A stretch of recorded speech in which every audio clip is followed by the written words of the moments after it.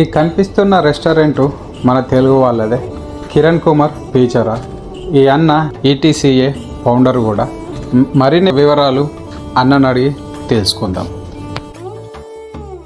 ఈరోజు షార్జాలో ఆ అన్నని కలవడం జరిగింది. అన్న అయితే అందరికీ తెలుసు, కిరణ్ కుమార్ పీచరా. అన్న అయితే ఇక్కడ రెస్టారెంట్ ఉంది అన్నకి.